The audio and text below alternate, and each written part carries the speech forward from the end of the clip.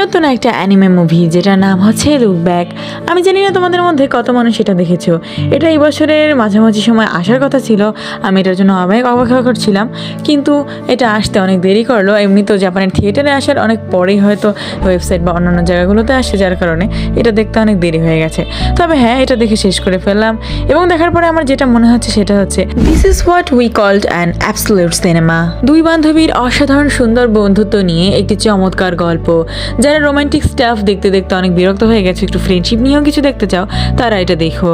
হ্যাঁ ভাই, আগেই বলে এটাকে লেসবিয়ান বানায়ও না। অনেকে স্টোরি দেখে লেসবিয়ান বানায় দিচ্ছে এটাকে, মানে এই দুইজনকে। ভাই, একটা ফ্রেন্ডশিপ নিয়ে স্টোরি, দুইজন বেস্ট ফ্রেন্ডের স্টোরি, তাদের ফ্রেন্ডশিপের গভীরতা কতটা টানা নিয়ে স্টোরি, তোমরা কেন এগুলো লেসবিয়ান বানাও? এটাই আমি বুঝি। দেখো, এই মাঙ্গার আর্টিস্ট হচ্ছে তাৎসুকি ফুজিমোটো। তোমরা হয়তো অনেকেই তাকে চিনো, সে কিন্তু চেইনসো ম্যানের রাইটার এবং আরেকটা পপুলার মাঙ্গা আছে ফায়ার পাঞ্চ, এটারও সে রাইটার।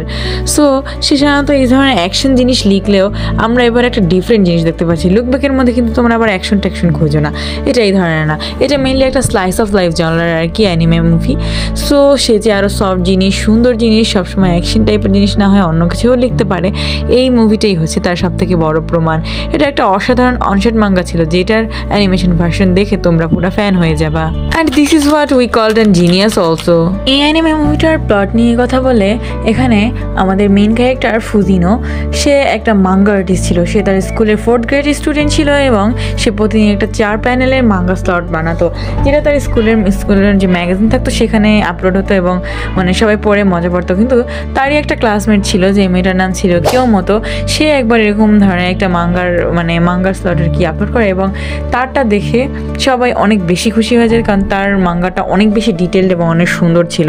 ফুজিনোকে আগে সবাই অনেক প্রশংসা করতো, সে অনেক ভালো মাঙ্গা আর্টিস্ট হতে পারবে এসব বলতো, কিন্তু তার মাঙ্গার পাশে নাকি মানে কিয়োমোতোর মাঙ্গা দেখে মনে হতেছে অনেক ম্যাচিউর মাঙ্গা এবং তারটা বাচ্চাদের মতো এমন লাগতেছিল। মানে মেইনলি আমাদের যে মেইন ক্যারেক্টার ফুজিনো, সেই আর কি কিয়োমোতোকে একটা স্লট দিয়েছিল, সেটার সাথে বলতে গেলে একত্র করে খুব সুন্দরভাবে কিয়োমোতো অনেক সুন্দরভাবে ওটাকে তুলে ধরেছিল।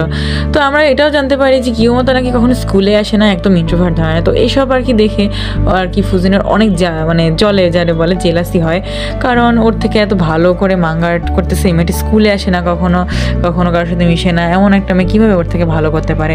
বলতে গেলে এই জন্য প্রচুর জেলাস হয়ে থাকে এবং অনেক সুন্দরভাবে প্র্যাকটিস করতে থাকে এবং সব পড়াশোনা সব কিছু বাদ দিয়ে শুধু মাঙ্গাই আর ড্র করা শুরু করে। তো এরকম ধরে অনেকটা সময় চলে যায়, অনেকে ওকে অনেক বোঝায় যে তোমার এগুলো বাদ দেওয়া উচিত, তোমার পড়াশোনাও মনোযোগ দেওয়া উচিত, নিজের লাইফে ফোকাস করা উচিত। তো যাই হোক, একটা সময়ের পরে ও এসব বুঝতে পারে। এর মধ্যে ওর সাথে ওই মেয়েটারও দেখা হয় এবং কথা হয় এবং ইন্ট্রোভার্ট মানুষের মধ্যে যে ফ্রেন্ডশিপ এবং তাদের মধ্যে যে ধরনের রিলেশনশিপ, এগুলো নিয়ে অনেক কিছু তোমরা ডিটেলসে বুঝতে পারবা। ওই মেয়েটা ওকে বলে যে এই মেয়েটা আসলে ওর ফ্যান। তো এভাবেই ওদের ফ্রেন্ডশিপ হয়। প্রথমত জেলাসি হয়, কিন্তু জেলাসি থেকে ওদের মধ্যে একটা সুন্দর ফ্রেন্ডশিপ তৈরি হয়। আমরা এখানে দেখতে পাই যে কিয়োমোতো মেয়েটা ছিল খুবই ইন্ট্রোভার্ট, মানুষের সাথে কথা বলতে একদমই শাই ফিল করতো, কখনোই কথা বলতে পারতো না।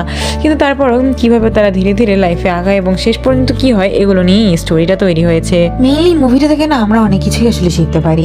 এখানে এই যে আমাদের ফুজিনো মেয়েটা, ওর যে ইগোইস্ট নেচার বা এরকম কিছু, এই জিনিসগুলো আমাদের লাইফে আসলে অ্যাভয়েড করা উচিত। সবাইকেই অনেক বেশি সুন্দরভাবে দেখা উচিত। এছাড়াও যে কোনো একটা জিনিসের প্রতি না ঝুঁকে বা এরকম কিছু না করে থাকা উচিত না আর কি। এছাড়াও তোমরা যেমন ধরো এখানে যে কিয়োমোতো নেচারটা, ও নিজের মধ্যে কোনো কনফিডেন্স কিছু ছিল না, শুধু নিজের কাজে হার্ড ওয়ার্কিং ছিল দেখে একদম পারফেক্ট হতো।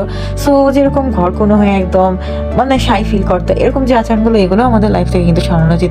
এছাড়াও এটার এন্ডিংয়ে তোমরা আরও বড় একটা শিক্ষা পাবা যে লাইফে কখনো লুক ব্যাকটা করা উচিত, অর্থাৎ পিছনে ফিরে দেখা উচিত তোমার ভুল, তোমার ঠিক সব কিছু, এবং শুধুমাত্র পিছনের জিনিসটা থেকে রিগ্রেটই না করে কীভাবে এগিয়ে যেতে হয়, কীভাবে হারিয়ে যাওয়া জিনিসগুলো থেকে ইন্সপায়ার্ড হতে হয়, কীভাবে হারিয়ে যাওয়া মানুষগুলোর একসাথে দেখার স্বপ্নগুলো নিজে একা যদি থাকি তারপরও পূরণ করতে হয়, কিভাবে যে মানুষগুলো তোমার জীবন থেকে একবার হারিয়ে যাবে তাদের সাথে একসঙ্গে দেখা স্বপ্নগুলো তোমার একা হলেও, তুমি একা হয়ে গেলেও তোমার পূরণ করতে হয়, সেই জিনিসগুলোই আমরা এই মুভিটা থেকে শিখতে পারি। হ্যাঁ, তারা তোমার জীবন থেকে হারিয়ে যেতেই পারে, কিন্তু তাদের সাথে একসঙ্গে দেখা স্বপ্নগুলো, তাদের ইচ্ছেগুলো, তারা হারিয়ে গেলেও, তারা তোমাদেরকে ছেড়ে গেলেও, তাদের না পূরণ করতে পারার স্বপ্নগুলো তাদের হয়ে তোমার পূরণ করা উচিত, কারণ এটা তাদের জন্য তোমার একটা করা হবে। এছাড়া কিয়োমোতো এবং ফুজিনোর একটা হার্ট ওয়ার্মিং রিলেশনশিপ, অর্থাৎ হার্ট ওয়ার্মিং একটা ফ্রেন্ডশিপ আমরা দেখতে পাই।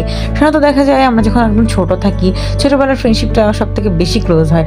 বড় হলে যতই বন্ধু হয় তাদের আগের মতো সেই রকম সম্পর্কটা হয় না।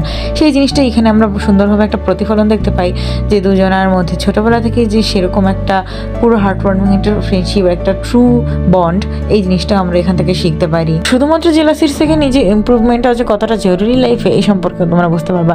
যাই হোক, এই মুভিটার এন্ডিংটা অনেক সুন্দর ছিল। এটা কীরকম ছিল পুরোটা বললাম না, জাস্ট সুন্দর ছিল এটুকুই বলি। তো এই মুভিটা আমি হাইলি রেকমেন্ড করবো যারা অ্যানিমে মুভি দেখতে পছন্দ করো। আর হ্যাঁ, এটার একটা ভালো দিক হচ্ছে এটা কোনো হুদাই স্টোরি না, এটা একটা রিয়েল লাইফ ভিত্তিক। তো তোমরা এটাকে একদম ফিল করতে পারো, অনেক রিলেটও করতে পারো রিয়েল লাইফের সাথে। এটার ইউনিক অ্যানিমেশন কোয়ালিটি আমার খুবই ভালো লাগছে এবং আর্ট স্টাইলটাও ইউনিক।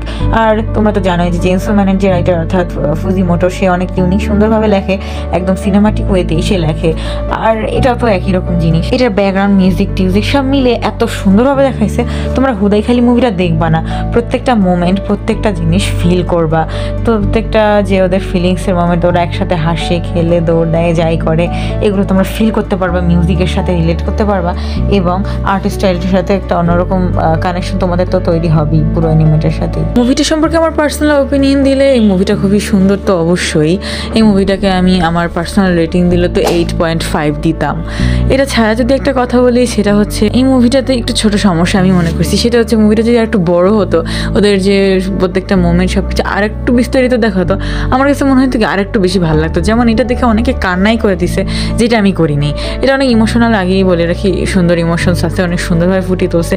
প্রত্যেকটা মোমেন্টই তোমার অনেক সুন্দর লাগবে, অন্যরকম হার্ট ওয়ার্মিং লাগবে। সো যেটা বলতেছিলাম, এটা আর একটু বড় হলে হয়তো আমিও কান্না করে দিতাম, মোমেন্টগুলো আরও বিস্তারিত জানাইলে আমি আরও বেশি ভালো ফিল করতাম। তবে হ্যাঁ, এটা অবশ্যই যা ছিল 1 ঘন্টা 2 মিনিটের একটা মুভি, অবশ্যই ভালো ছিল। সো বেশি কথা পারবো না, এটাই বলবো যে এই বছরের একদম one of the best anime movie এটাই হতে চলছে। আমি জানি না এইটাই বেস্ট হইতে পারে। সো এটা কোনোভাবেই মিস করো না, মাত্র 1 ঘন্টা 2 মিনিটের একটা ছোট্ট মুভি দেখেই ফেলো, বেশি একটু বোরিং লাগবে না, প্রত্যেকটা মোমেন্ট তুমি এনজয় করবা। আর হ্যাঁ, শেষ করার আগে 2টা কথা না হয় বলেই নিই। এই মুভিটা দেখার পর আমার তোমাদের জন্য শুধু 2টাই অ্যাডভাইস রয়েছে। প্রথমটা হচ্ছে লাইফে একবার লুক ব্যাক করে দেখো, তুমি কি করেছো না করেছো এগুলো থেকে রিগ্রেট না করে একবার শিখে দেখো, সামনে আগায় যাও, ইন্সপায়ার্ড হও।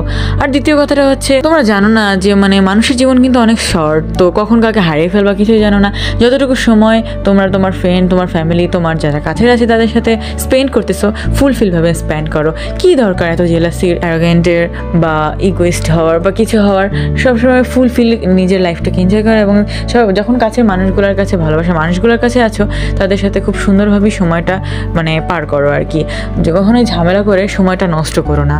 So take care, bye by.